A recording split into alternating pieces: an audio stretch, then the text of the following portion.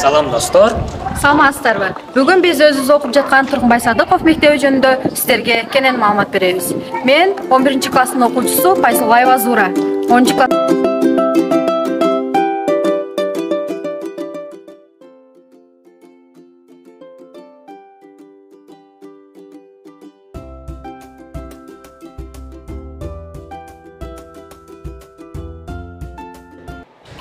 анда биз директордон толугураак маалымат алалы. Саламатсыздарбы? Биздин мектеп жөнүндө кененирээк маалымат айтып кетсеңиз, канчанчы жылы курулган ошол? Тургунбай Садыков атындагы орто мектеби 1986 жылы курулуп ишке берилген. 1986 жылдан бери биздин мектеп негизинен капиталдык ремонттон өткөн эмес. Эң кубанычтуусу азыр биз ушу 1-апрелден кирип отурабыз. Себеби дегенде 2023-2024 окуу жылында Арыс уюму тарабынан жылытуу системасын жакшыртуу максатында биздин мектеп жакшы ремонттон өттү. Албетте бул бизге аябай кубанычтабыз. Мектеп аты биздин өзүбүздүн ошол Баткендин тургуну, Көзфар айылында туулган Тургунбай Садыков эл сүрөтчүсү, скульптор бардыгыбызга белгилүү болгондой эл баатырынын абынан жүрөт. Рахмат эжеке. Азыркы күндө мектепте канча окуучу окуп, канча мугалим эмгектенип жатат? Бүгүндө бизде 679 окуучу билим алууда. Ал эми бул 679 окуучуга билим берүүдө бизде 46 мугалим эмгектенет. Жана ошондой эле бизде 2 класс, даярдоо классы бар. Мугалимдерден атап өтсөк, 46 мугалимдин ичинде бизде өтө такшалган, билимдүү мугалимдер бар. 4 мугалимибиз эмгек сиңирген мугалим. Жана бизде президенттин Арда грамотасына татыктуу болгон эмгек эл агартууну отличниги жана ошондой эле мыкты мугалимдер билим берүүдө. Эчке айта кетсеңиз, биздин мектепте кандай иримдер жана өзгөчөлүктөр бар? Мектепте өзгөчөлүк белгилеп кете турган нерсе бул бизде спорттук жетишкендиктер бар. Мисалы үчүн ушул мектепте волейбол боюнча, баскетбол боюнча, ошондой эле шахмат, ал эми кикбоксинг боюнча биз атайын иримдер уюшулган. Бул иримдерде биздин ушул дене тарбия мугалимдери футбол боюнча республикалык деңгээлге чейин чыккан. Эми быйылкы окуу жылында азыр 16-апрелде областтык турга катышуу алдында турат. Ошондой эле кикбоксинг боюнча өтө жакшы немелерди белгилеп өтсөк болот. Себеби дегенде былтыркы окуу жылында бизде ошол спорт топосун даярдаган окуучубуз республикалык деңгээлде чемпион болуп келди. Бул албетте бул мектептин сыйлыгы.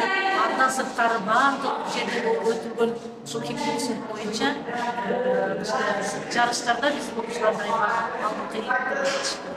Ошондой эле дагы өзгөчөлүгүн айтып кетсек, былтыркы окуу жылында бизде ошол 11-класстын бүтүрүүчүсү Жолдубаевдин менен районда жалгыз гана алтын тамга сертификат аттестатына ээ болдук. Бул дагы мектептин сыйлыгы. Андан сырткары дагы бизде мыкты окуучулар республикалык деңгээлге чейин барды. Ошондой эле жаш милициялар жыйынтыгы боюнча бул дагы республикалык деңгээлде республикага чыгып, областтык деңгээлде 1-орунду алып, республикалык деңгээлге чыкты. Жана ошондой эле мындай район ичинде өтүлүп жаткан кароо сынактарда дайыма жакшы ийгиликтерге жетишип келет. Ошону менен бирге ОРТдан жакшы ийгиликтерди жетишкен окуучуларыбызга жана олимпиадага жакшы жетишкен ийгиликтерди жараткан окуучуларыбыз аябай. Ал эми ошондон тышкары бизде ысык тамак берилет. Ысык тамак берилет. Биз 348 окуучу бар. Жакшы жолго коюлган балдардын ден соолугу үчүн жана жакшы билим алуу үчүн ысык тамак берилет. Андан сырткары атайын ошол Тургунбай Садыковдун музей ачылган, электрондук китепканабыз бар, жана компьютерлик классыбыз бар. Окуучулар электрондук китепкана министерство тарабынан берилген компьютерлерди азыр балдар иштетип, пизага даярдыктарды көрүп жатат. Биздин өзгөчө айтып кете турган ушул өзгөчөлүк сыйлыктар менен айта турган белгилерибиз албетте бул мектептин мыкты мугалимдери көптөгөн ayniqsa ошол мугалимдер жамаатынын ийгиликтүү мына тынымсыз аракети жана ошолордун ар кандай методикаларды билим тарбия берүүсү деп эсептейбиз. Ошондой эле биздин мектепте проект менен иштөө жолу өтө жакшы жолго коюлган.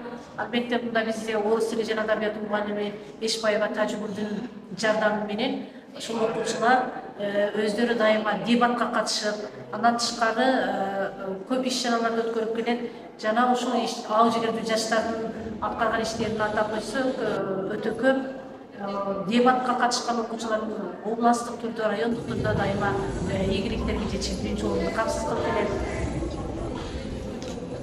Долбоорлордун негизинде жакшы деңгээлде окуп, биздин башталгыч класстарга дагы жакшы деңгээлде билим тарбия берип келишибиз.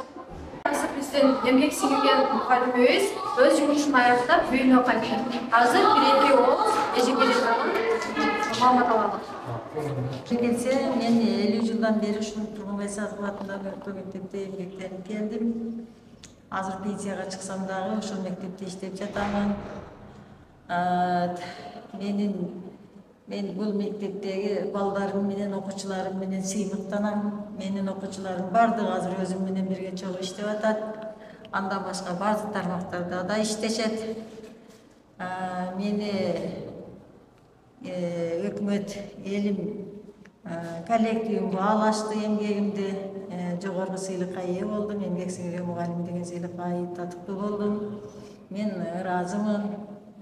Мугалимдер үчүн азыр президентибиз эң жакшы шарттарды түзүп берген. Ал шарттарды баарыбыз көрүп атабыз. Биринчиден эле айтсам, айлык акыбыз, эмгек акыбызды көтөрүп койду. Мени кубантканы ушундай мектебибиз азыр мынандай ремонттон өтүп, жаңы мектептей болуп турат. Мен ушуга кубанам. Рахмат силерге. Макул эчке анда жакшы барыңыз үйүңүзгө. Суура көрдүм, баягы биздин директору да чыгып кеткенде эле мектептин алдыңкы эжекейлери, мугалимдери экен. Ооба, туура айтасың Даниэль. Карасаң, алтын тамга ээлери, окуунун мыктылары, ошондой эле жогорку упай ээлери дагы турат. Бул мыкты инсандарды көрүп абдан кубанып турам. Туура айтасың, аны бизде эле көрбөй эле, биздин көрүүчүлөр дагы көрүшсүн.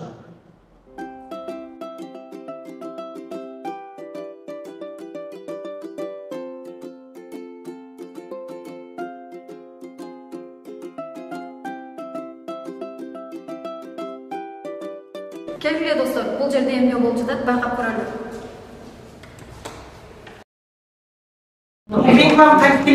Саламатсыздарбы? Бул жерде өзүңүздөр байкагандай эле ар жума сайын мугалимдер үчүн арналган чогуу иш болуп жатат.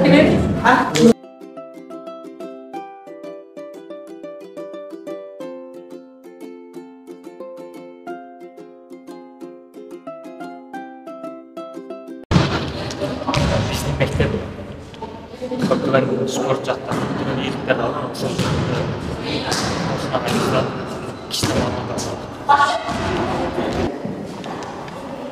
Саламатсызбы агай? Саламатсызбы. Биздин мектептин спорт тармагына жетишкен ийгиликтери боюнча бир аз маалымат бересиз. Спортто жетишкен жагыбыз билем спортто да. Футбол жагын айтсак, футболдон быйыл балдар жакшы райондон утуп, буюрса областной турга жолдомо алды. Андан сырткары кружок кикбоксинген балдардын аштырабы, ошо баш кикбоксингден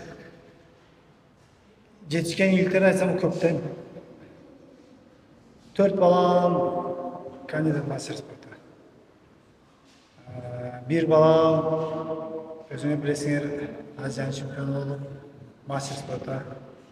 Азыр эми жогорку жерде болуп атат, окуп кетип. Андан башка эң жаш келечек жаш балдар бар. Кыргызстан чемпиону алар эми разрядниктер, күместер.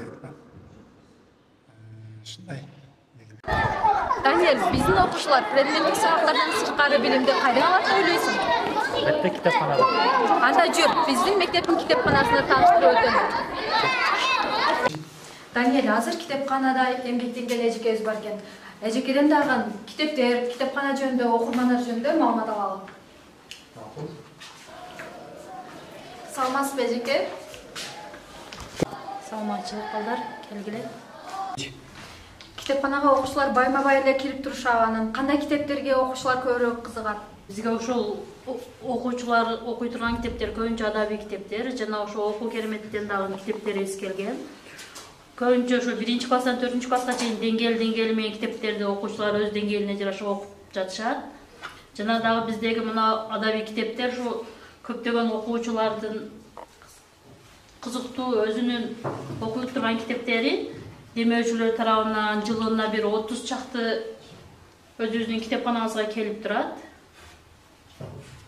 Өзүңөр көргөндөй эле ошол окуучулар өздөрүнүн каалаган китептерин, кызыктуу китептерин алып окуп турушат.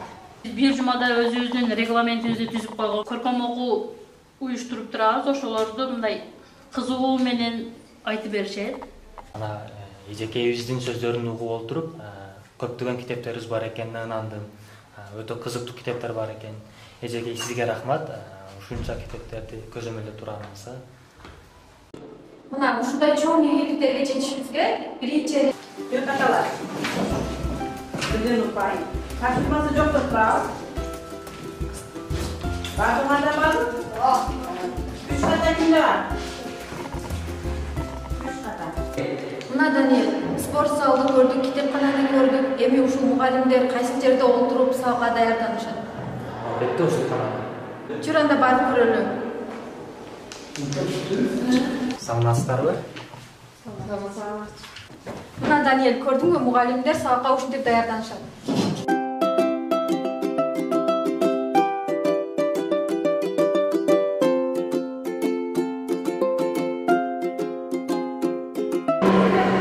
Даниэль, ушул кандайда биздин мектеп жетекчилигинде да иштеген. Андан сырткары эмгек сиңирген мугалим наамын алган Жанаева Батмешейден маалымат алабыз.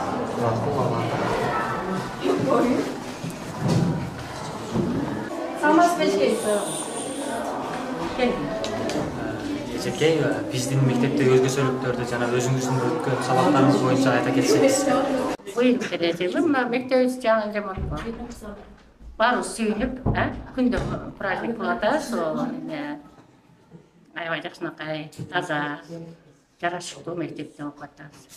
Ушундай мектепте биздин балдар жакшы окуйт деп ишенем. Анан мектепте абдан көп жакшы нерсе болду. Мына мен өзү эле Кыргызстандын мыкты окуучусу болуп келдим. Биздин мектептин өзү деле канча оң болду. Ай,